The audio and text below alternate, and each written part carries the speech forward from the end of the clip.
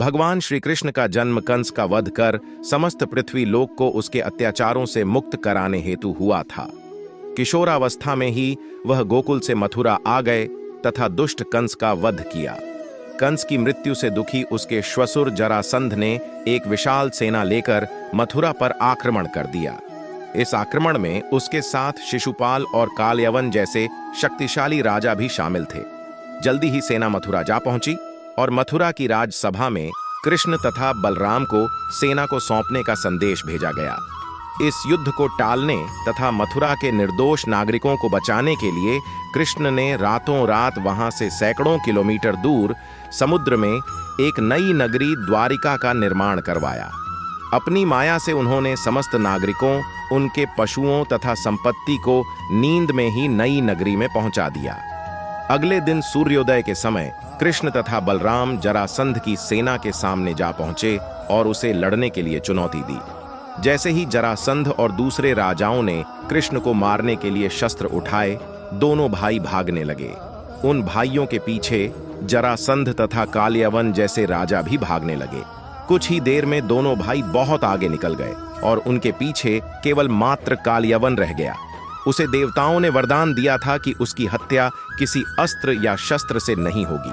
ऐसे में वह निर्भीक था और लगातार कृष्ण का पीछा करते करते एक गुफा में जा पहुंचा। गुफा में राजा मुचुकुंद सो रहे थे, जिन्हें इंद्रदेव ने वरदान दिया था कि जो भी उन्हें उठाएगा वह उनके देखते ही जलकर भस्म हो जाएगा। वहां पहुंचकर कृष्ण ने सोए हुए मुचुकुंद पर अपना पीतांबर डाल दिया और स्वयं छिप गए। कालयवन भी वहां जा पहुंचा और सोए हुए राजा मुचुकुंद पर पीतांबर देख उन्हें ही कृष्ण समझ बैठा। उसने मुचुकुंद को उठाने के लिए लात मारी, जिसके कारण उनकी निद्रा खुल गई और उनके देखते ही कालयवन वहीं पर जलकर भस्म हो गया। तत्पश्चात कृष्ण ने राजा मुचुकुंद को अपने चतुर्भुज स्वरूप में दर्शन दिए और उन्हें मोक्ष पाने का वरदान दिया। वहीं दूसरी ओर जरासंध और बाकी राजा पूरी तरह से खाली मथुरा देखकर वापस लौट गए। युद्ध से भागकर कृष्ण ने रखा।